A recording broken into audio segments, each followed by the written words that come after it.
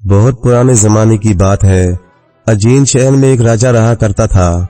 राजा के राज में अजीन नगरी में चैन की बसरी बजती थी। हर तरफ खुशहाली, ईमानदारी और इंसाफ का दौर दौरा था। रियाया अपने राजा और राजघराने से बहुत मोहब्बत करती थी। जितना हर दिल अजीज राजा था, इतना ही हर दिल अजीज राजकुमार भी था। राजकुमार अपनी रहमदिली, खुशमिजाजी और रियाया परवरी के लिए पूजा जाता था।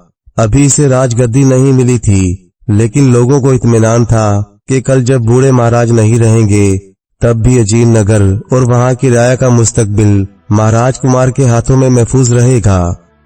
राजकुमार जब पैदा हुआ था तो ज्योतिषियों और नजूमियों ने राजकुमार के इकबाल और लंबी उम्र की पेशगोइयां की थीं, लेकिन सबने कहा था कि जवानी के जमाने में राजकुमार को बड़ा जोखिम भरा सफर दरपेश होगा। अगर इससे बच गए तो उनकी किस्मत का तारा बुलंद ही रहेगा। राजा को लगातार राजकुमार की फिक्र रहती थी। कोई ख्वाब देखते तो ज्योतिषियों को बुलाकर पूछते कि कहीं इस ख्वाब का ताल्लुक राजकुमार से तो नहीं है। एक दिन राजा ने 3 ख्वाब देखे। पहला ख्वाब उन्होंने देखा कि एक दरख्त है जिसके पत्ते जमुर के हैं, फूल हीरे के हैं और फल याकूत के हैं, लेकिन वो पेड़ रो रहा था और इसमें से खून की बूंदें टपक रही थीं। राजा की आंख खुल गई। राजा बहुत परेशान हुए। बड़ी मुश्किल से दोबारा नींद आई तो उन्होंने दूसरा ख्वाब में देखा कि एक बाग में 4 आदमी बैठे शतरंज खेल रहे हैं। कोई जीतता है, ना कोई हारता है। राजा की फिर आंख खुल गई। अजीब सा ख्वाब था। राजा उलझन में पड़ गए।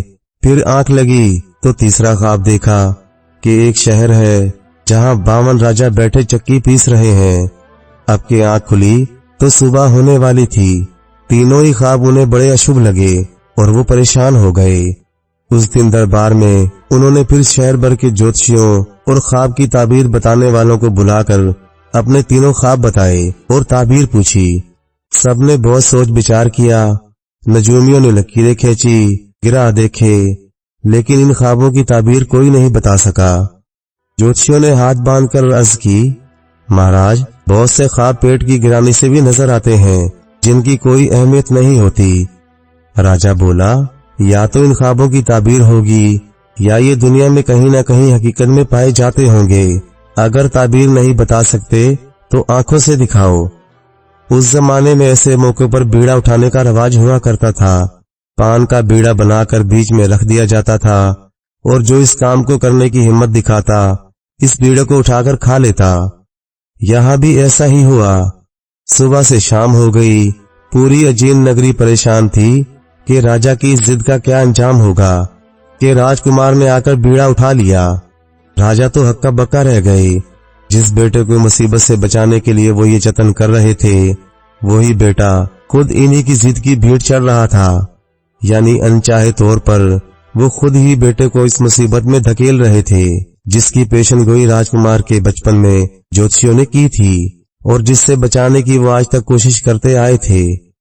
राजकुमार ने बाप को समझाया कि आप फिक्र मत कीजिए, अगर मेरी कुंडली में ये लिखा है तो मुझे ये भुगतना ही पड़ेगा। होनी को कौन टाल सकता है। राजकुमार ने वादा किया कि वो इन ख्वाबों को हकीकत में आंखों से दिखाएगा और माँ बाप का आशीर्वाद उसे कुछ नहीं होने देगा।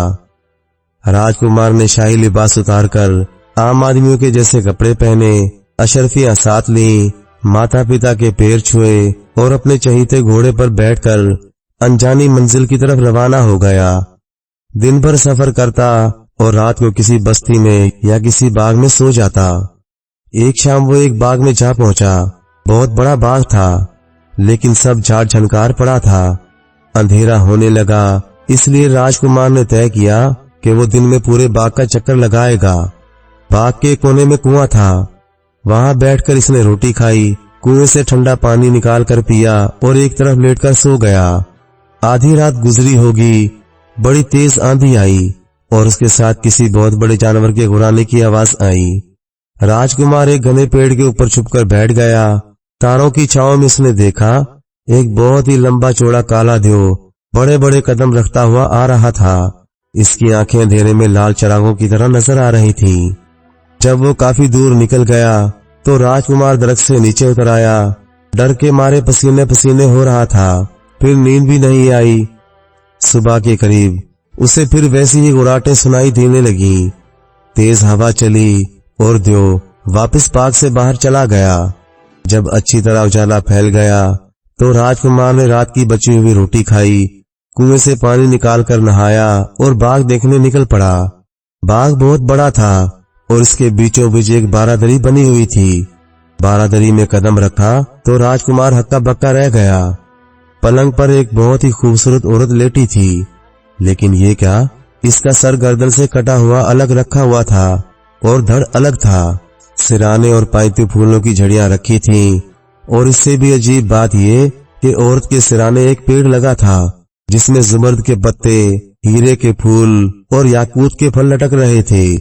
राजकुमार ने करीब जाकर देखा, औरत की आंखें खुली हुई थी और इनसे खून के आंसू बह रहे थे। राजकुमार को अपने बाप का एक ख्वाब हकीकत के रूप में सामने नजर आ रहा था, लेकिन इसकी समझ में नहीं आया कि वो क्या करे। उसे लगा हो ना हो इस देव का भी इससे ताल्लुक जरूर है। इसने तय किया कि उस दिन बाग में 4 दिन रुककर हालात का जायजा लेना चाहिए। जल्दबाजी कहीं खेल खराब ही न कर दे। दिन भर वो इधर उधर घूमता रहा। बाग के कुछ दरख्तों पर फल लग रहे थे। इसने फल तोड़कर पेट भरा और शाम होने के बाद अपने कोने में जाकर लेट गया। आधी रात फिर वैसी ही आंधी आई, गुर्राटे सुनाई दी, 2 चिराग जैसी आंखें दिखाई दी।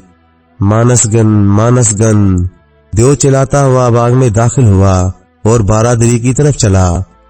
जब वो आगे बढ़ गया तो राजकुमार पेड़ों में छुपता छुपाता वहां पहुंचा और एक पेड़ पर चढ़कर छुपकर बैठ गया। और क्या देखता है कि देव ने इस मुर्दा औरत के सराने की फूलों की झड़ियां पाइता रखी और पाइते की सराने रखी और वो औरत जिंदा होकर बैठ गई। जब वो अजीबोगरीब पेड़ गायब हो गया, देव औरत के लिए फल, मेवे, मिठाइयां लाया था। वो उसे खिलाने की कोशिश कर रहा था, लेकिन औरत बराबर रोए जा रही थी और कह रही थी कि वो अपने घर जाना चाहती है। और देव कह रहा था कि अब वो कभी घर नहीं जा सकती क्योंकि वो उसे पसंद आ गई है और वो उसे अपनी रानी बनाएगा। देव ने औरत से अपने हाथ पांव दबवाए और पूछा कि यहाँ कोई आदमी तो नहीं आया था, क्योंकि उसे आज यहाँ इंसान की बू आ रही थी। औरत बोली, यहाँ कौन आएगा, और इंसान तो मैं भी हूँ, मेरी ही बू होगी। गर्द इसी तरह सुबह होने लगी तो देव ने पास रखी हुई तलवार से औरत का सर काटा। औरत की गर्दन से खून की बूंदें टपकी, उनसे दरख्त बना, पत्ते लगे, फूल लगे, फल लगे। फिर इसने सिराने और पाइते की छड़ियों को अदला बदली की और गुर्राता पुकारता वापस चला गया। उसके जाने के बाद राजकुमार पेड़ से उतरा और उजाला फैलने का इंतजार करता रहा। जब दिन निकल आया तो उसने बारादरी में जाकर औरत के सिराने और पाइते की छड़ियां बदली तो वो औरत उठकर बैठ गई। उसने हैरानी से पूछा, तुम कौन हो भाई, और मुझे क्यों जिंदा किया? मैं आज साल भर के बाद दिन की रोशनी देख रही हूँ। राजकुमार ने जवाब दिया कि मैं एक मुसाफिर हूँ, रात गुजारने के लिए इधर आया था। रात को देव को तुम्हें जिंदा करते देखकर छुप गया था। तुम बताओ कि तुम कौन हो और इस देव के चुंगल में कैसे फंस गई? औरत बोली, मैं अपने मुल्क की शहजादी हूँ। एक रात महल की छत पर खड़ी चांदनी का लुत्फ ले रही थी कि ये देव मुझे यहाँ उठा लाया और मुझे यहाँ इसने कैद कर रखा है। ये जादू की तलवार है और ये जादू की छड़ियां हैं जिनसे मुझे वो रोज कत्ल कर जाता है और रात को जिंदा कर देता है। रात तुम यहाँ छुपे थे, इसीलिए वो कह रहा था कि उसे आदमी की बू आ रही है। अब तुम शाम होने से पहले पहले यहाँ से चले जाओ, वरना तुम्हें वो कच्चा चबा जाएगा। राजकुमार बोला, अब तो मैं तुम्हें इसकी कैद से रिहाई दिलाकर ही जाऊंगा।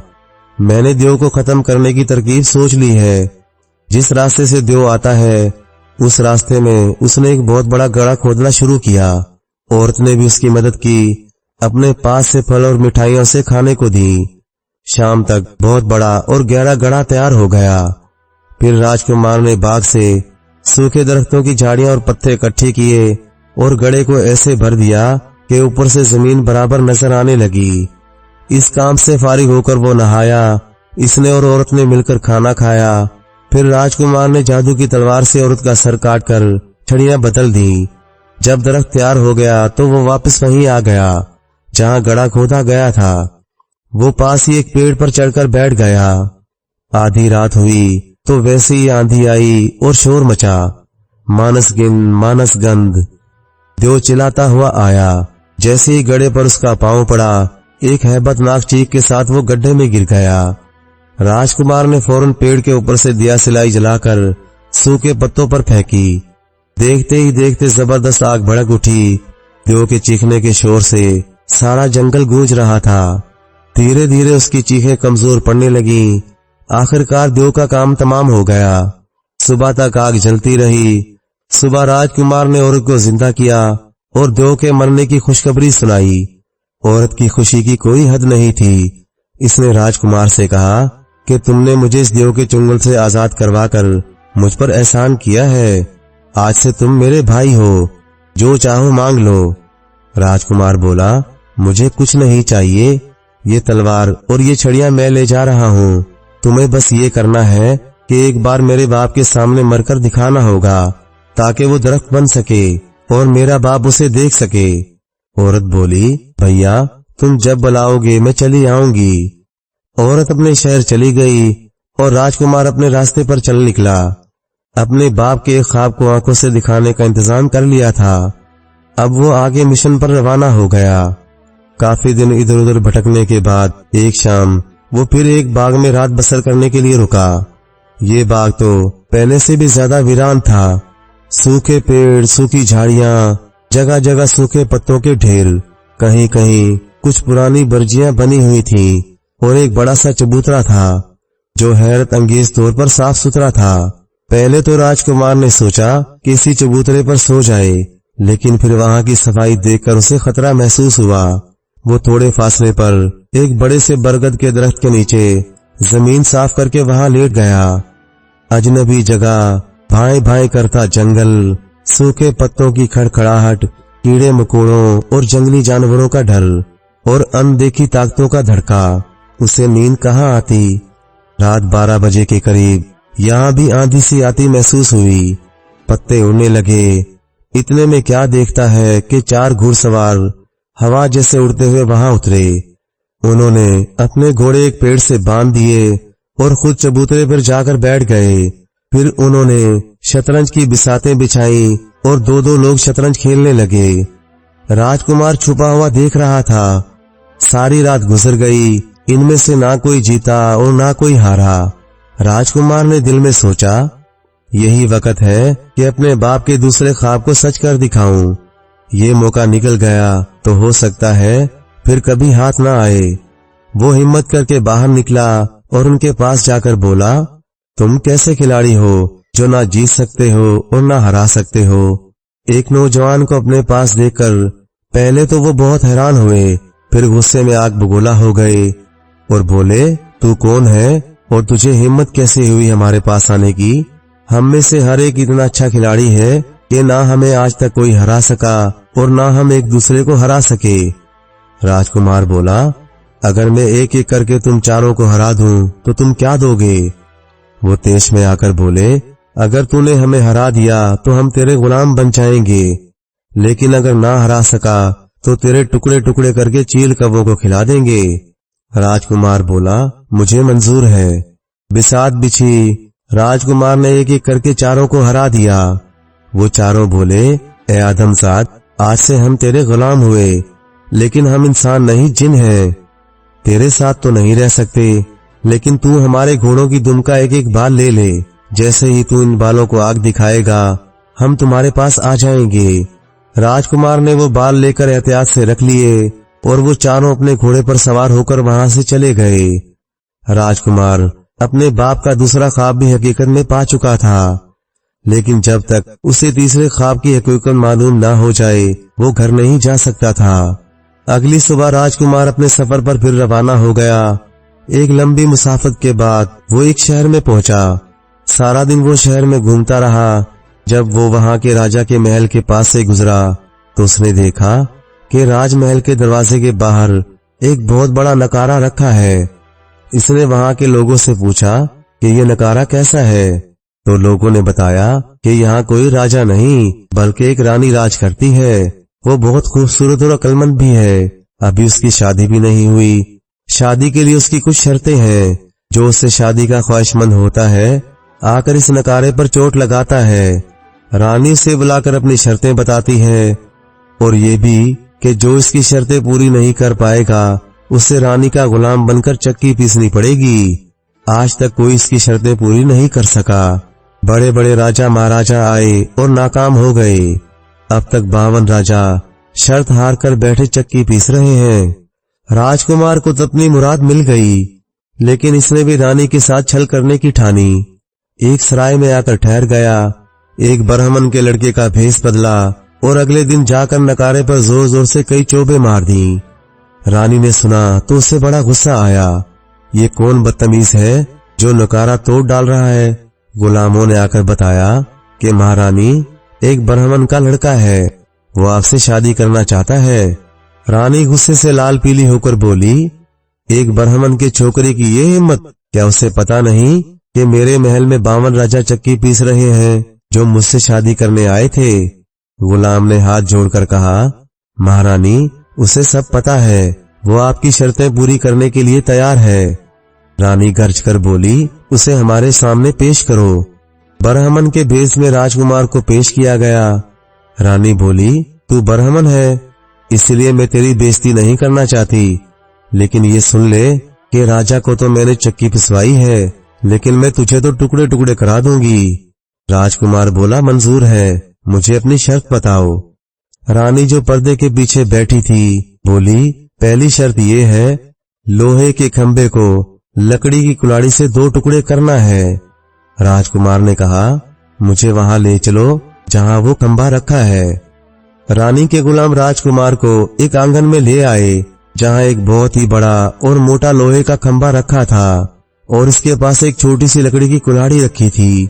जो भी रानी की शर्त पूरी करने आता था इस खंबे को और कुल्हाड़ी को देखकर हिम्मत हार देता था, क्योंकि लकड़ी से लोहे का काटना नामुमकिन था। राजकुमार थोड़ी देर खड़ा गौर से इस खंबे को देखता रहा।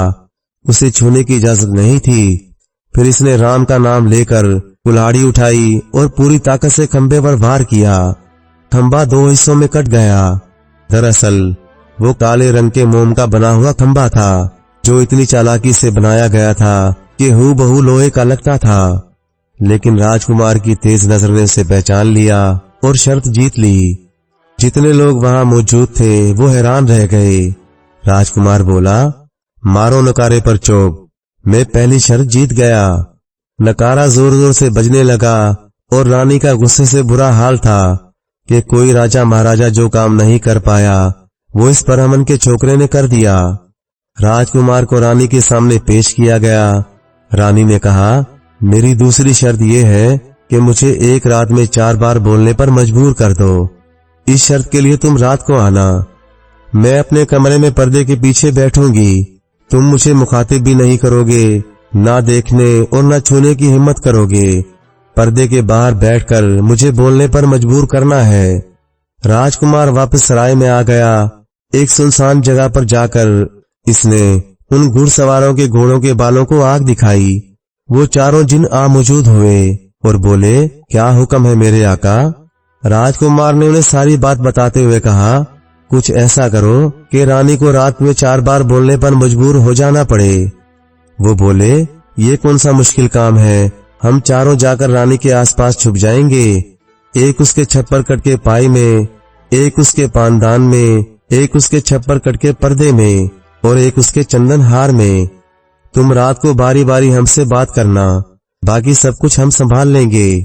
ये कहकर चारों जिन गायब हो गए तो राजकुमार वापस सराय में आया और खा पी कर सो गया। शाम को उठा, नहा धोकर रात को रानी के महल में पहुंचा। रानी अपने कमरे में बैठी थी और चारों तरफ पर्दे लटक रहे थे। पास ही एक कुर्सी पड़ी थी। राजकुमार उस पर बैठ गया। थोड़ी देर वो चुप रहा और फिर छप्पर कट के पाए से मुखातिब होकर बोला, ए अनबोला देवरानी के छप्पर कट के पाए, तुम ही कुछ बात करो कि रात कटे।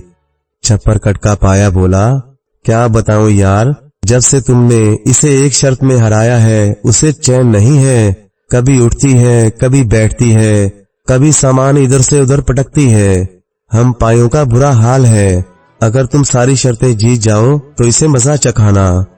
राजकुमार बोला, नहीं, ऐसी बात मत करो जिससे रानी को गुस्सा आए। ऐसी बातें करो कि रात कटे। पाए में से आवाज आई, ऐसी बात है तो चलो आज मैं तुम्हें एक कहानी सुनाता हूँ। बहुत पुरानी बात है। किसी शहर में 4 दोस्त रहते थे। एक सुनार का लड़का, एक बढ़ई का, एक दर्जी का लड़का और एक राजा का लड़का। राजा को अपने बेटे के छोटे लोगों से दोस्ती पसंद नहीं थी, लेकिन इसके बेटे को अपने दोस्तों से इतना प्यार था कि वो मानता ही नहीं था। एक बार राजा का बेटा राजा से छुपकर अपने तीनों साथियों के साथ शिकार पर निकल गया। जंगल में चारों दोस्त रास्ता भटक गए। रात हो गई तो चारों परेशान हो गए। राजा को बेटे की ये फिक्र थी कि राजमहल में उसकी तलाश हो रही थी। बाकी तीनों को ये फिक्र कि रात को कोई जंगली जानवर आकर उनका सफाया न कर जाए। आखिर तय ये हुआ कि सारी रात चारों एक एक करके बारी बारी पहरा देंगे और 3 दोस्त सोएंगे। इस तरह चारों को नींद भी मिल जाएगी और पहरा भी हो जाएगा। सबसे पहले जागने की बारी बड़ी के बेटे की थी। उसे नींद आने लगी तो उसने सोचा कि कोई काम करूं ताकि नींद भाग जाए। इसके औजारों का थैला उसके पास था। इसने जंगल से लकड़ी ली और अपने औजारों से इस लकड़ी की एक गुड़िया बना दी। इसका पहरा देने का वक्त खत्म हो रहा था तो उसने दर्जी के बेटे को जगाया। उठो, अब तुम पहरा दो, मैं सोने जा रहा हूँ। दर्जी के लड़के ने देखा कि बड़ई का लड़का तो अपना हुनर दिखा गया। लाओ, अब मैं भी अपना हुनर दिखाऊं। उसके झोले में भी सिलाई का सामान पड़ा हुआ था। इसने अपनी कमीज उतारी और उसे काट कर गुड़िया के कपड़े सिए और उसे पहना दिए। इतनी देर में उसका पहरे देने का वक्त भी खत्म हो गया।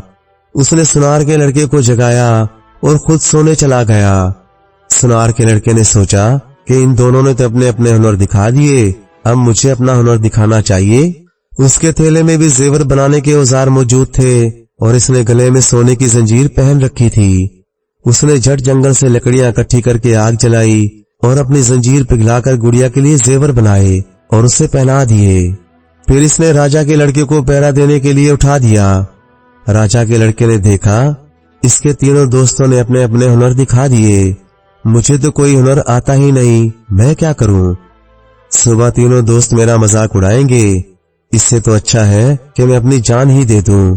उसके पास तलवार थी।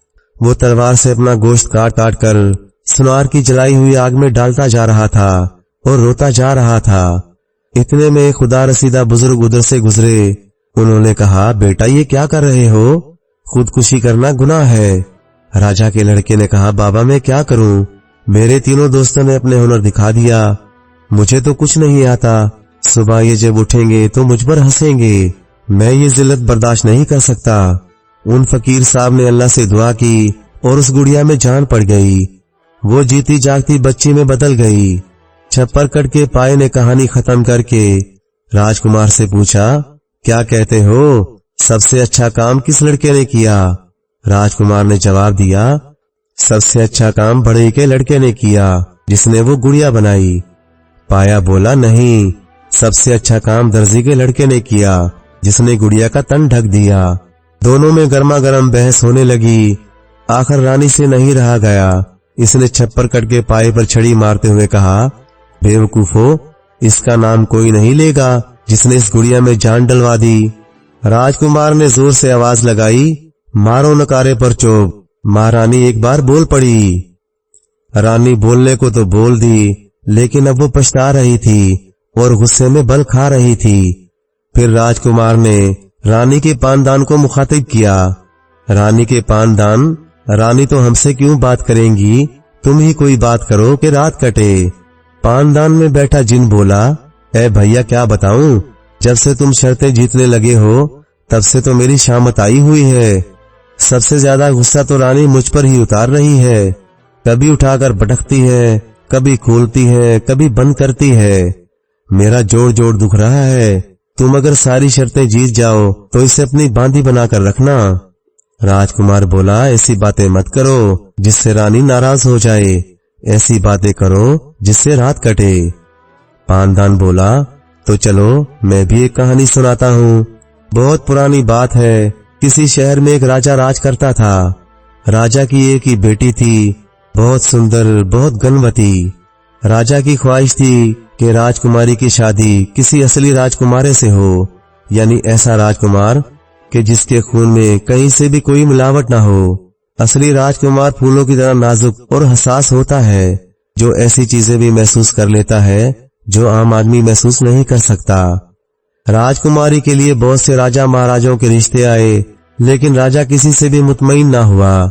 आखिर में 3 राजकुमार आए जिन्होंने ये दावा किया कि वो ही असली राजकुमार हैं और उनकी रगों में खालिद शाही खून दौड़ रहा है। राजा ने इनकी जांच करने का फैसला किया। इसने तीनों को अलग अलग महल के 3 नहायत सजे सजाए आरामदेह कमरों में ठहरा दिया, जहां रेशम का बिछोना, नरम और गद्देदार बिस्तर थे।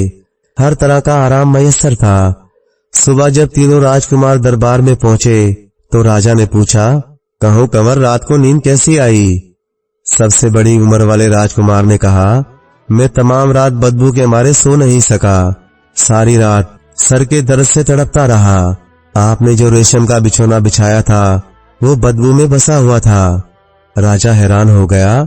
इसने नौकरों से कहा कि वो रेशम की चादर उठाकर लाओ जिस पर राजकुमार सोए थे। चादर लाई गई। सारे दरबारियों ने उसे सूंघा, लेकिन इसमें तो अतर की खुशबू आ रही थी।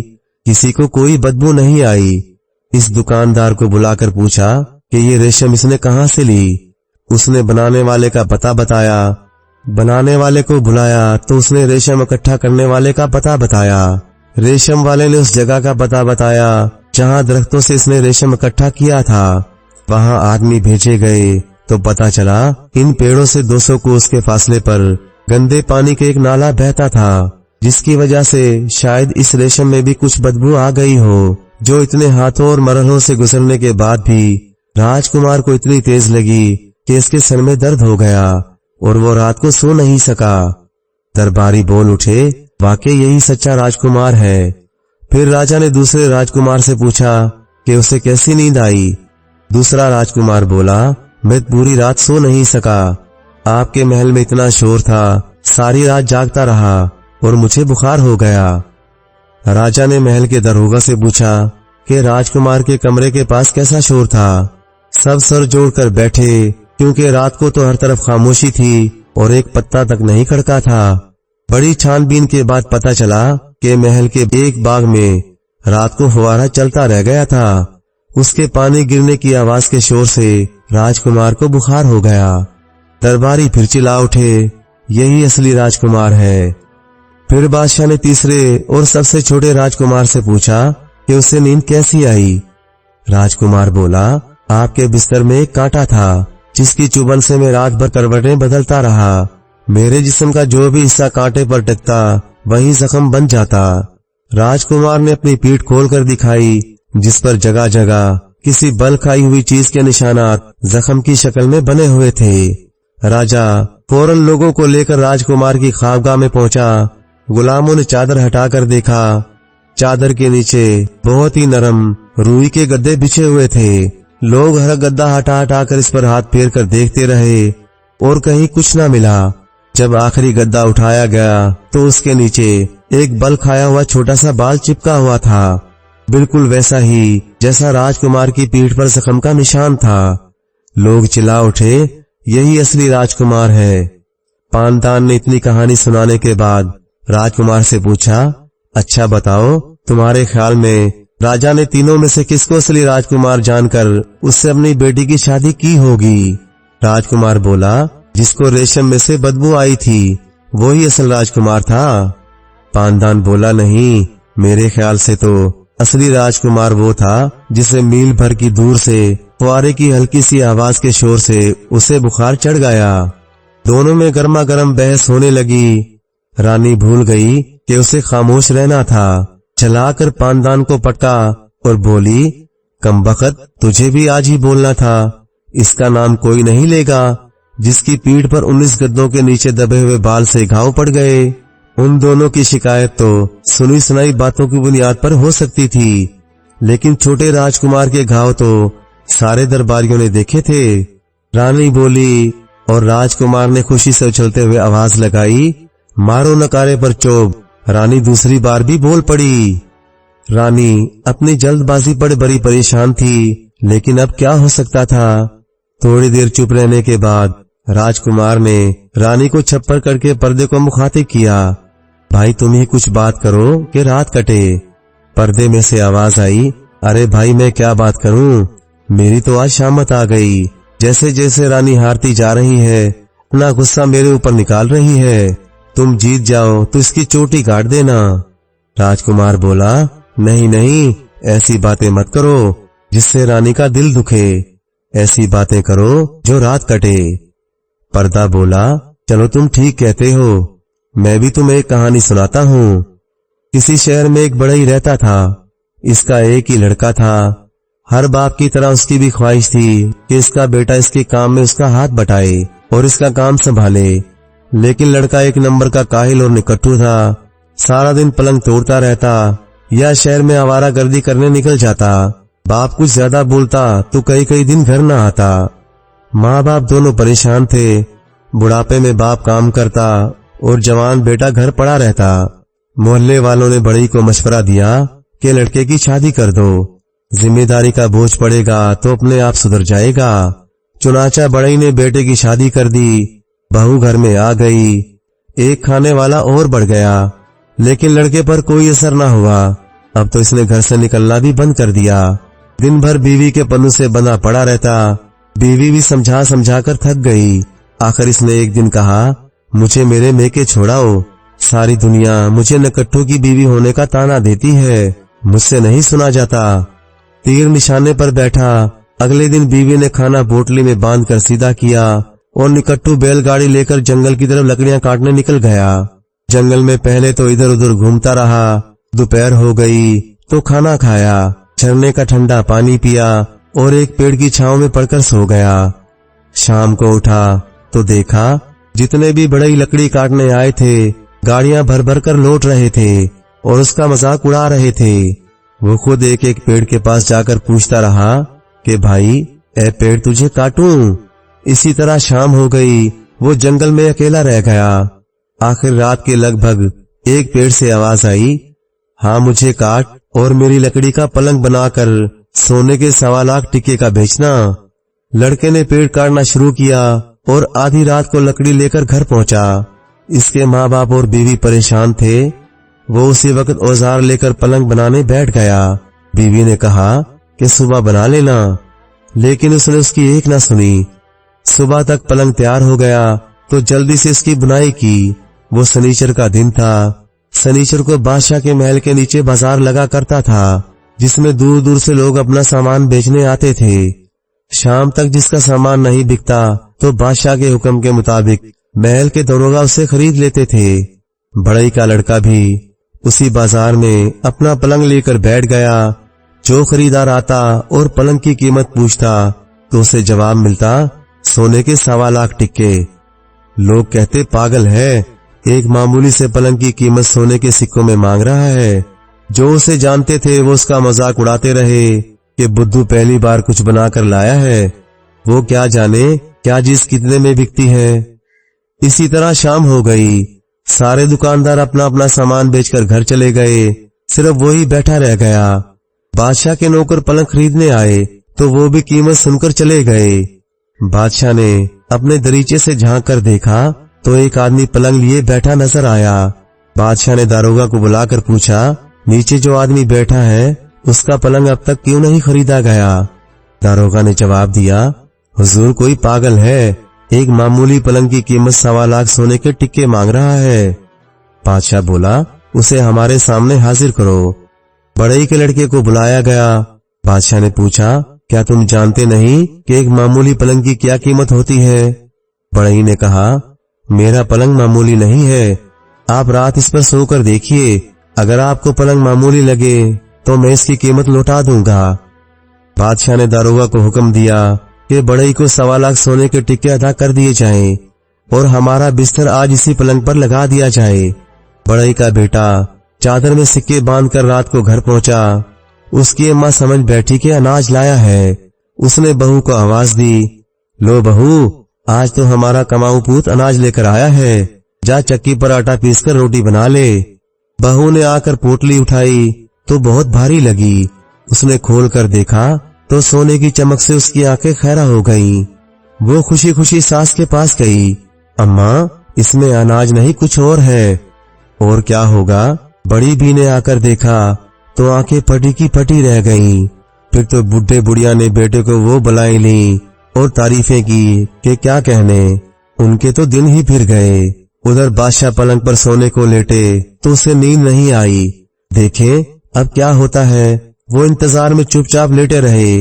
रात 12 बजे के बाद पलंग का एक पाया बाकी तीनों पायों से बोला, सुनते हो भाई तीनों यारों, बादशाह को संभाले रहना, मैं जरा हवाखोरी करके आता हूँ। बादशाह दम साधे पड़े रहे। पलंग में से एक पाया निकला और उड़ता हुआ एक तरफ को चला गया। अभी जरा ही देर गुजरी होगी कि वो वापस आ गया। दूसरे पाये ने पूछा, बड़ी जल्दी वापस आ गए हो? वो बोला, मैं बाहर निकला तो देखा बादशाह के जूते में काला नाग बैठा है। मैंने सोचा अब यही हमारे मालिक हैं, इनकी जान बचाना फर्ज है। सुबह ये जूता पहनेंगे तो सांप उन्हें काट लेगा और ये मर जाएंगे। तो इस सांप को मार कर आ गया। दूसरे पाये ने कहा, अब तुम तीनों बादशाह को संभालो, मैं भी हवाखोरी करके आता हूँ। फिर खट से आवाज आई और दूसरा पाया हवा में उड़ता हुआ दरवाजे से निकल गया। थोड़ी देर बाद वो भी वापस आ गया। तीसरे पाये ने पूछा, क्या बात है, तुम भी जल्दी वापस आ गए? वो बोला, मैं बाहर निकला तो देखा 2 चोरों ने बादशाह के खजाने में नकब लगा रखी है और खजाना लूट कर जा रहे हैं। मैं इन दोनों चोरों को मार आया। फिर तीसरा पाया बोला, दोस्तों अब तुम बादशाह को संभालो, जरा मैं सैर करके आता हूँ। वो गया तो वो काफी देर बाद वापस आया।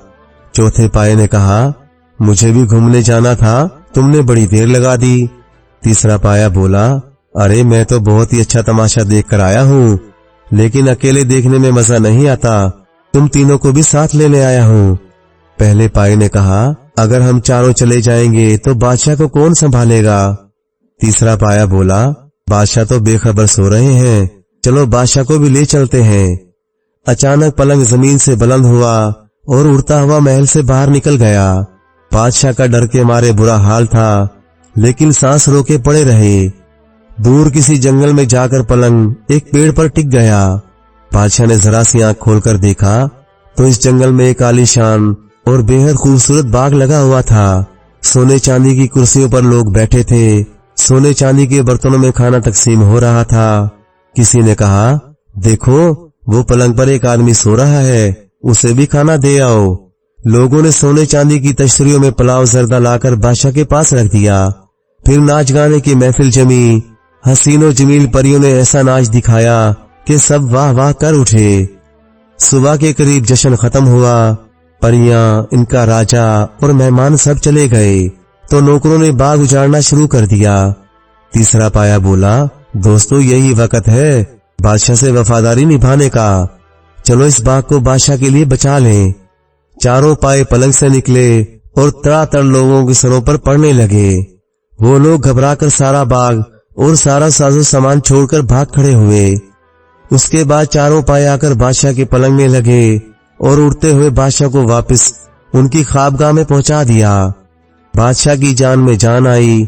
नींद तो खैर क्या आती। सुबह हो गई। बादशाह ने नौकरों से जूता तलब किया तो खादम ने आकर बताया कि बादशाह सलामत के जूते में एक काला सांप मरा पड़ा है। बादशाह को यकीन हो गया कि रात उन्होंने कोई ख्वाब नहीं देखा, जो हुआ वो हकीकत थी। उसी वक्त शाही खजाने का खजांची दौड़ता हुआ आया और उसने बताया कि रात को खजाने के पहरेदार सो गए थे। 2 चोरों ने नकब लगाकर खजाना लूटने की कोशिश की, लेकिन पहरेदारों ने उन्हें मार दिया। बादशाह जानते थे कि चोरों को किसने मारा। उन्होंने उसी वक्त पहरेदारों को सजा देने का हुक्म दिया। उसके बाद उन्होंने अपने खास नौकरों को बुलाकर कहा कि शहर के बाहर जो जंगल है वहां जाओ और वहां की खबर ला कर दो। थोड़ी देर में लोग वापस आ गए। बेहद हैरत के साथ इतला दी कि जंगल का तो नक्शा ही बदला हुआ है। वहां तो बहुत बड़ा खूबसूरत बाग लगा है। सोने चांदी की कुर्सियां और दूसरे सजावट का सामान भी आरास्ता है और सोने चांदी के ढेरों बर्तन रखे हैं। बादशाह खुद घोड़े पर सवार होकर वहां पहुंचे। ये वही बाग था जो उन्होंने रात को देखा था। यहाँ इतना सोना और चांदी था जितना बादशाह के पूरे खजाने में भी नहीं था। बादशाह ने बड़ी के लड़के को बुलाकर इनामो कराम दिया और सारा सोना चांदी अपने खजाने में जमा करवा लिया। कहानी खत्म करके फिर राजकुमार और पर्दे में छुपे हुए जिन में बहस छिड़ गई। राजकुमार कह रहा था वो पाया सबसे अच्छा था जिसने सांप को मारकर बादशाह की जान बचाई, और पर्दा कह रहा था कि वो पाया अच्छा था जिसने चोरों को मारकर बादशाह का खजाना बचाया। बहस जब हद से ज्यादा बढ़ गई तो रानी बेख्तियार बोल उठी, बेवकूफो, उसका कोई नाम नहीं लेगा जिसने लगा लगाया बाग और मनो सोना चांदी बादशाह को दिलवा दिया।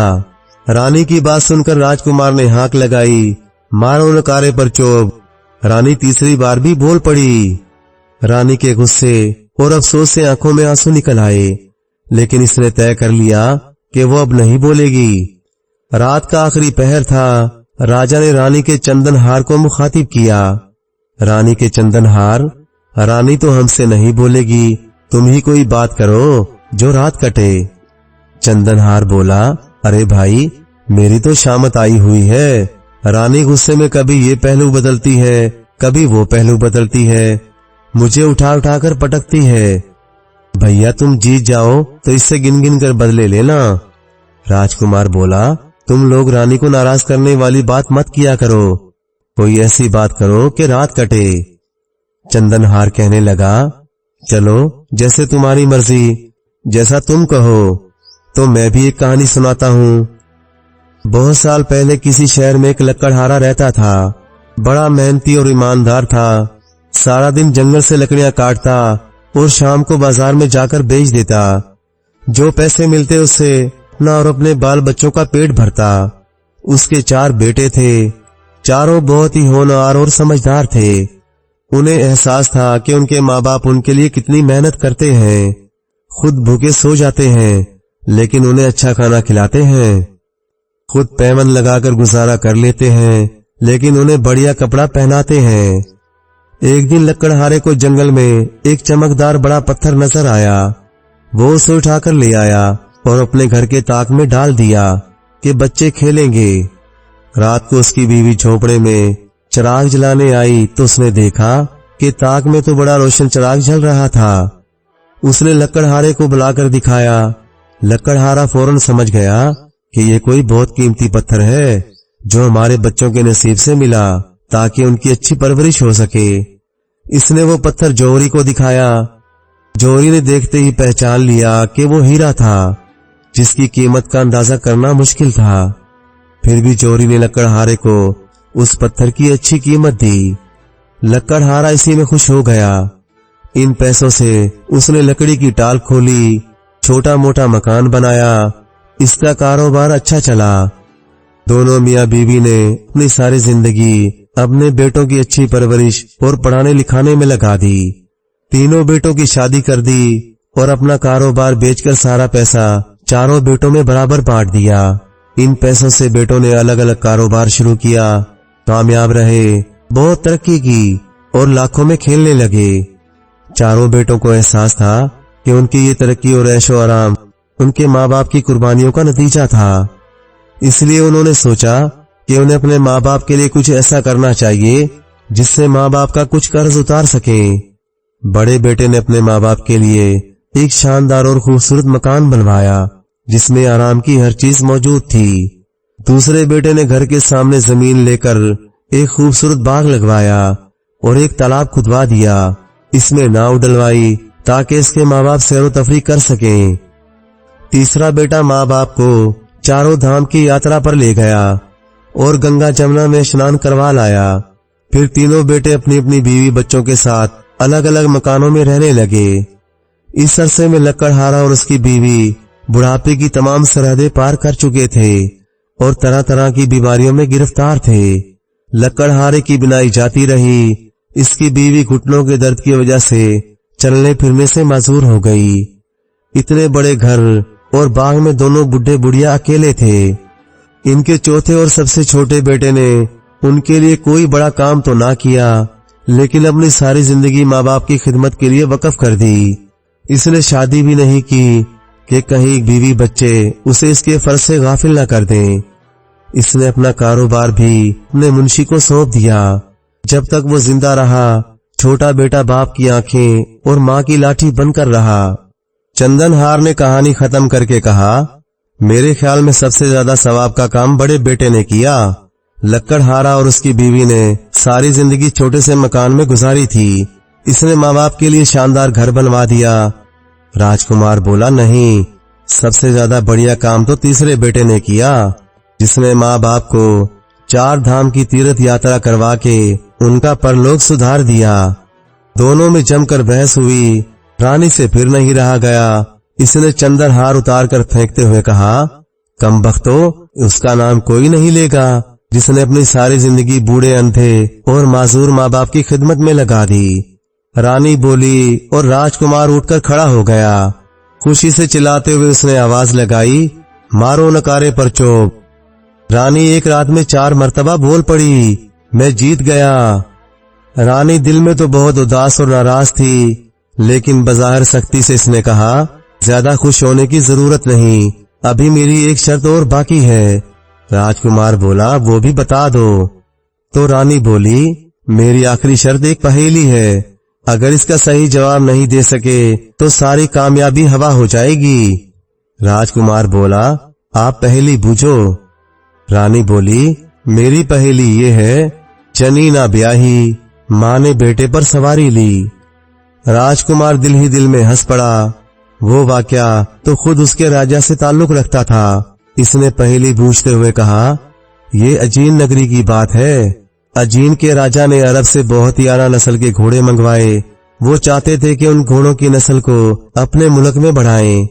उन्होंने अरबी घोड़ों को देसी घोड़ियों के साथ बंधवा दिया। घोड़ियां गर्भवती हो गईं, लेकिन जब पैदाइश का वक्त आया तो वो देसी घोड़ियां अरबी घोड़ों के बच्चों को जन्म नहीं दे सकीं। राजा के हुक्म से घोड़ियों के पेट काटकर बच्चे निकाले गए और इन घोड़ियों की खाल से घोड़ों की पीठ पर जाने वाली ज़ेनें बनाई गईं।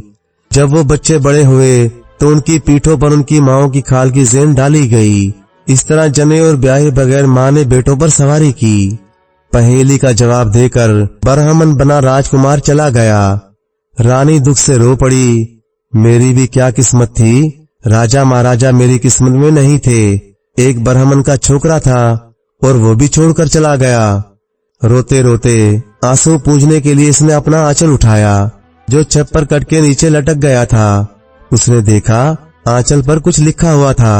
इसने फौरन आंखें साफ की और पढ़ा। लिखा था, मैं राजा अजीन तुझे छलने आया था। जब तेरा बेटा आकर मुझे छलेगा तब तुझे लेकर जाऊंगा। रानी रोते रोते हंस पड़ी। दिल को सुकून मिला। चलो किसी ब्राह्मण से तो नहीं हारी, मुझे हराने वाला तो मुझसे भी बड़ा राजा है। उधर राजकुमार ने इन 52 राजाओं को आजाद करवाया और उन्हें ये कहकर साथ लेकर चला कि पहले आप लोगों को मेरे पिताजी के सामने चक्की पीसकर दिखाना है, फिर आप लोग अपने अपने मुल्क जा सकते हैं। वो सब राजकुमारों के एहसानमंद थे, फौरन राजी हो गए। अजीन पहुंचकर राजकुमार ने अपने बाप को उसके तीनों ख्वाब सच कर दिखाए। राजा बेटे की जुदाई में परेशान थे। उसने राजपाट बेटे को सौंपा और खुद इबादत में लग गए। उधर रानी भी हार मानने वाली नहीं थी। इसने नाचने गाने वाली खूबसूरत और कम उम्र लड़कियों की एक मंडली तैयार की और अजीन जा पहुंची। सारे अजीन में इस मंडली की धूम मच गई। जिसे देखो खिंचा चला आ रहा था। नौजवान राजा को भी बहुत शौक हुआ। इसने मंडली वालियों से कहलवाया कि राजमहल में आकर नाच रंग जमाएं, बहुत सारा इनाम मिलेगा। लेकिन मंडली की मलका ने इनकार कर दिया। उसने कहा, राजा हो या रंग, जिसे नाच देखना है और गाना सुनना है वो यही आएगा। राजा का शौक और बढ़ गया। एक दिन राजा की सवारी भी नाटक मंडली देखने जा पहुंची। लड़कियों ने नाच रंग दिखाए। राजा ने उन्हें खूब इनाम दिया। राजा ने फिर उन लड़कियों की मलका से मिलने की ख्वाहिश जाहिर की। लड़कियों ने कहा, हमारी मलका किसी से नहीं मिलती। राजा बोला, उनसे कहो अजीन का राजा उनके दरवाजे पर आया है, क्या उसका सम्मान भी नहीं किया जाएगा। राजा को अंदर बुला लिया गया। सामने चौकी पर जो लड़की बैठी थी उसके सामने तो पूर्णमासी का चांद भी फीका था। राजा तो पलक झपकना भी भूल गए। जब लड़की ने उठकर उन्हें सलाम किया तो वो होश में आए। लड़की ने बताया कि वो मगधराज से आई है और शरीफ माँ बाप की बेटी है, क्योंकि उसका कोई भाई नहीं। इसलिए बीमार माँ बाप के इलाज के लिए पैसा जमा करने निकली थी। राजा उसके पास रोज जाने लगे। राजा ने उसे अपने हरम में दाखिल करने की बात की तो वो बोली, मैं शरीफ ज़ादी हूँ, आपको कोई संबंध बनाना है तो फेरे डलवाइए। राजा इसके इश्क में इतने पागल हो चुके थे कि फेरे लेने पर भी राजी हो गए। कुछ माह बाद जब इसने अपने देश जाने की बात कही तो राजा ने बड़ी कोशिश की कि वो यहीं रह जाए, अपने माँ बाप को भी बुला ले, लेकिन रानी किसी तरह ना मानी और बोली, मेरे माँ बाप इस उम्र में अपना वतन छोड़कर कहीं नहीं जाएंगे। राजा बेचारा मजबूर हो गया। रानी ने चलते वक्त राजा से निशानी के तौर पर उनकी तलवार और अंगूठी ले ली ताकि कभी जिंदगी में आपसे मिलना हुआ और आप भूल जाएं तो हम आपको याद दिला सकें। रानी वापस अपने शहर चली आई। वो माँ बनने वाली थी। उसने एक चांद से बेटे को जन्म दिया जो हूबहू राजा की शक्ल का था। रानी ने अपने बेटे की बेहतरीन तालीम और तरबियत की।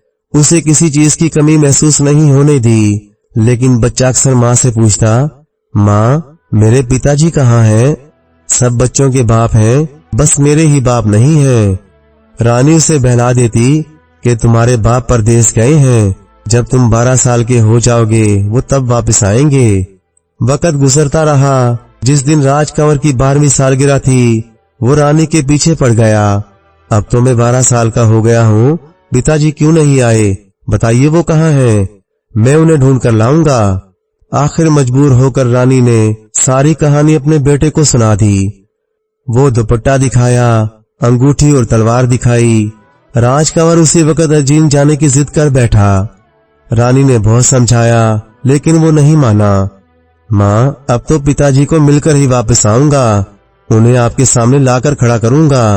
रानी का दिल तो नहीं चाहता था कि अपने फूल से बेटे को खतरे में डाले, लेकिन इसकी रगों में भी जिद्दी माँ बाप का खून दौड़ रहा था। इसने राजा की निशानियां और जरूरत के लिए अशरफियां ली और अजीन नगर रवाना हो गया। 2-4 दिन इसने अजीन नगर की सैर की, फिर शरारतें शुरू कर दी। तरह तरह के भेष बदलता रहता और लोगों को परेशान करता। कहीं औरतें घड़ों में पानी भरकर ले जा रही थी तो गुलेल से उनके मटके फोड़ देता। लोग घाट पर स्नान करने पानी में उतरते तो उनके कपड़े गायब कर देता।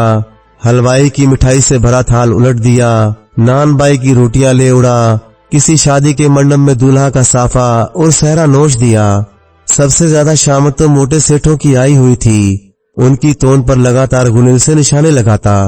गर्ज के सारे शहर में हकार मच गई। राजा के कानों तक भी खबर पहुंच गई। राजा ने थानेदार को बुलाकर डांटा, ये शहर में क्या हो रहा है? तुम्हारे सिपाही एक चोर को नहीं पकड़ सकते? कोतवाल ने सिपाहियों को बुलाकर डांटा। सिपाहियों ने पहरा दुगना कर दिया, लेकिन खुद उन्हीं की शामत आ गई। कहीं 2-4 सिपाही खड़े होते तो ना जाने किधर से आता, उनके सर आपस में टकरा देता। वो एक दूसरे को बुरा भला कहते। कभी सिपाहियों के सर से टोपियां गिरा देता, कभी इनका खाना लेकर भाग जाता। छलावे की तरह आता और मनमानी कर जाता। दरअसल वो इनके आसपास ही घूमता था, लेकिन किसी को शक भी नहीं होता था कि ये भोला भाला खूबसूरत सा लड़का ये हरकतें करेगा। जब शहर में वारदातें बढ़ने लगी और सिपाहियों से कुछ न हुआ तो कोतवाल ने खुद चोर पकड़ने का फैसला किया।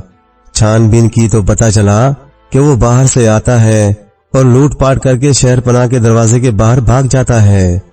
थानेदार ने सोचा, शहर के बाहर भाग जाता है, लेकिन रात को शहर से बाहर नहीं रह सकता, ना नदी के किनारे रह सकता है और ना जंगल बियाबान में। अगर मैं शहर के दरवाजे के बाहर खड़ा हो जाऊं तो रात को जब वो वापस आएगा तो मैं उसे पकड़ लूंगा। रात को शहर पनाह का दरवाजा बंद हो जाया करता था। कोतवाल के पास लकड़ी का एक पेड़ा था, जिस पर पांव पड़ जाए तो पांव उसमें बंद हो जाता था और बगैर चाबी के नहीं खुलता था। थानेदार ने शहर पनाह का दरवाजा बंद करवा दिया, सिर्फ एक आदमी के निकलने भर की झुर्री छोड़कर। वहां वो पेड़ा रख दिया और एक तरफ खड़ा हो गया। शाम हो रही थी। इतने में क्या देखता है कि धोबी घाट की तरफ से एक जवान और बेहद खूबसूरत लड़की पांव में पायल पहने बनी सवरी छमछम करती चली आ रही थी। कोतवाल साहब देखते ही दीवाना हो गए।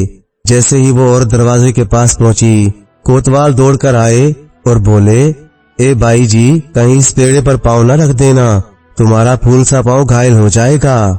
लड़की नाज अंदाज दिखाते हुए बोली, ये भला क्या है और आप कौन हैं? यहाँ क्यों बैठे हैं? कोतवाल बोला, मैं इस शहर का कोतवाल हूँ। आपने सुना होगा ना कि आजकल एक चोर ने लोगों को परेशान कर रखा है। मैं उसी को पकड़ने के लिए बैठा हूँ। लड़की बोली, भला इस लकड़ी के पेड़े से आप चोर को कैसे पकड़ेंगे? कोतवाल बोले, ये लकड़ी का तख्ता नहीं है भाई जी, ये चोर पकड़ने की मशीन है। इस पर पांव पड़ जाए तो पांव बंद हो जाता है। लड़की बोली, अच्छा जरा मेरा पांव तो बंद करके दिखाइए। इसने अपना गोरा गोरा पांव आगे बढ़ाया। कोतवाल साहब पिघल गए। अरे नहीं भाई जी नहीं, आपका पांव क्यों, मैं अपना पांव बंद करके दिखाता हूँ। कोतवाल साहब जैसे ही पेड़े पर खड़े हुए उनके दोनों पांव बंद हो गए। लड़की ने पूछा, अब ये खुलेगा कैसे? कोतवाल ने जेब से चाबी निकाल कर दी, ये लो अब मुझे खोल दो। लड़की तो चाबी लेकर ये जा और वो जा, साथ ही कोतवाल साहब की टोपी भी लेता गया। अंधेरा फैल चुका था। उसने एक तरफ जाकर कपड़े बदले और कोतवाल की टोपी पहनी। राजा का बेटा कद काट का अच्छा था, अंधेरे में पूरा मर्द लगता था। शहर के दरवाजे से अंदर घुसा और आवाज बदलकर सिपाहियों से बोला, दरवाजा बंद कर दो, हमने चोर पकड़ने की मशीन रख दी है, चोर खुद ही बंद हो जाएगा, हम घर जा रहे हैं। सिपाहियों ने दरवाजा बंद कर दिया। बाहर से कोतवाल चिल्लाता रहा, अरे दरवाजा खोलो, मैं कोतवाल हूँ। लेकिन किसी ने दरवाजा नहीं खोला। ऊपर से इस पर कंकर पत्थर फेंकते रहे और हंसी उड़ाते रहे कि देखो चोर अपने आप को कोतवाल कह रहा है, बेटा सुबह मजा चखाएंगे। रात भर कोतवाल तख्ते में बंद खड़ा रहा। सुबह हुई और शहर का दरवाजा खुला तो सिपाहियों ने देखा कि वाकई वो तो कोतवाल था और चोर कोतवाल बनकर उन्हें चकमा दे गया। 2 दिन कोतवाल शर्म के मारे घर से नहीं निकला। तीसरे दिन आकर इसने राजा के सामने अपनी माजूरी जाहिर कर दी। उस वक्त दरबार में राजा के सभी रिश्तेदार मौजूद थे जो ठाकुर कहलाते थे। ठाकुरों ने राजा से कहा, महाराज आपका कोतवाल और सिपाही सब नकम्मे हैं, एक जरा से चोर को नहीं पकड़ सकते, आप हमें इजाजत दें, हम उसे पकड़ कर लाएंगे। राजा बोला, ठीक है, तुम्हें इजाजत है। सारे ठाकुर दरबार से निकले तो उन्होंने आपस में कहा, आओ जरा बाग में बैठकर सलाह करते हैं कि काम की शुरुआत कैसे करें। ये लोग बाग में बैठे ही थे कि एक 12-14 साल का लड़का एक टोकरे में लाल पीले तीलियों की बोतलें सजाए तेल मालिश करता हुआ आ निकला और लगा इनकी खुशामदें करने। सरकार तेल मालिश करवाइए, बड़ा आराम मिलेगा, दिमाग भी चक्काचौंध हो जाएगा। ठाकुरों ने कहा, चल भाग यहाँ से, हम बड़े भारी काम पर निकले हैं, हमें चोर को पकड़ने की तरकीब सोचने दे। लड़का बोला, मालिक चंपी करवा कर तो देखिए, ऐसा दिमाग खुलेगा, चोर पकड़ने की तरकीब अपने आप समझ में आ जाएगी। ठाकुर हंसने लगे और सोचने लगे, चलो इसमें क्या हर्ज है, थोड़ी मालिश करवा लेते हैं। अब वो लड़का एक ऐसा तेल लगाकर निकला था जिससे बदन पर लगाकर अगर पानी लग जाए तो बदन बेतहाशा सूज जाता था। लड़के के कहने पर इन सब ने कपड़े उतार कर लंगोटियां बांध ली। लड़के ने खूब तबीयत से सबकी मालिश की। सबको बड़ा मजा आया, बड़ी तारीफें की। लड़का बोला, सरकार अब आप जरा इस तालाब के पानी में डुबकी लगाइए, देखिए तबीयत हरी हो जाएगी। मालिश करवाकर नहाना तो था ही। वो सबके सब तालाब में उतर गए। उधर लड़का इन सबके कपड़े लेकर भाग गया। जब वो तालाब से बाहर निकले वो फूल फूल कर कप्पा हो रहे थे। शक्लें पहचानी नहीं जा रही थीं, ऊपर से उनके कपड़े भी गायब। वो राजा के रिश्तेदार थे, उनकी भी कुछ इज्जत थी। ऐसे हालात में दिन दहाड़े घर भी नहीं जा सकते थे। वहीं बाग में छुपकर बैठ गए। गीले बदन में हवा लगी तो सूजन और बढ़ गई। वो अपनी किस्मत को कोस रहे थे। दूसरी तरफ वो लड़का सारे ठाकुरों के घर गया और उनकी बीवियों से कहा, ठाकुर ने कहलवाया है कि वो आज रात घर नहीं आएंगे। राजा ने उन्हें चोर पकड़ने का काम सौंपा है। रात को हो सकता है चोर उनके घर आए। आप लोग दरवाजा मत खोलना, अपनी अपनी छतों पर पिसी हुई लाल मिर्ची और मिट्टी कुआड़ लेकर बैठ जाना। वो दरवाजा खटखटाए तो ऊपर से इस पर कूड़ा फेंक देना। ठाकुरों की बीवियों ने ऐसा ही किया। रात जब गहरी हुई तो ठाकुर बाग से निकले और छुपते छुपाते अपने घरों को पहुंचे। उन्होंने दरवाजा खटखटाया तो उनकी बीवियों ने ऊपर से कूड़ा, क्रिकेट, मिट्टी और मिर्चें डाली। वो चिल्लाते रहे, अरे हम तुम्हारे पति देव हैं। बीवियां बोली, क्या हम अपने पति को नहीं पहचानती? हमारे पति तुम्हारी तरह मोटे भैंसे नहीं हैं। गर्ज रात भर यही तमाशा होता रहा। सुबह हुई तो बीवियों ने देखा कि वो तो वाकई उनके शोहर हैं। एक तो सूजे हुए बदन, सबका हाल खराब था।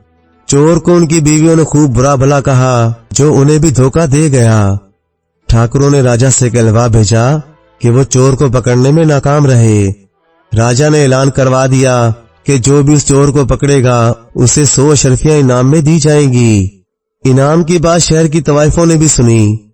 उन्होंने सोचा, ये इनाम तो उन्हीं को मिलना चाहिए, भला इनके नाज नखरों के सामने चोर कैसे टिकेगा। उनमें से एक जहांदीदा औरत एक वफद बनाकर राजा के पास गई और चोर को पकड़ने की इजाजत चाही। राजा तो तंग आ चुके थे और वो सोच रहे थे कि किसी तरह चोर पकड़ा जाए, इसलिए राजा ने तवाइफों को भी इजाजत दे दी। सारी औरतें शाम को सज संवर कर चौक पर जाकर बैठ गईं और कोई तरकीब सोचने लगीं कि कौन सा जाल फेंकें। इतने में एक ख्वाचे वाला वहां पहुंच गया, जो तरह तरह की चटपटी चाटें बेच रहा था और लगा औरतों की खुशामद करने। भाई चक्कर देखो, क्या बढ़िया चाट बनाई है। औरतों के मुंह में पानी भर आया। सबने मजे लेकर खूब चाट खाई। इस चाट में लड़के ने बेहोशी की दवा मिला रखी थी। चाट खाते ही सब लंबी होकर लेट गईं। रात गहरी हो चुकी थी और चौक भी सुनसान हो गया था। लड़के ने सारी औरतों की चोटियां एक दूसरे के साथ कसकर बांध दी और आखिरी औरत की चोटी पेड़ की सबसे ऊंची शाख से बांधकर 9-2-11 हो गया।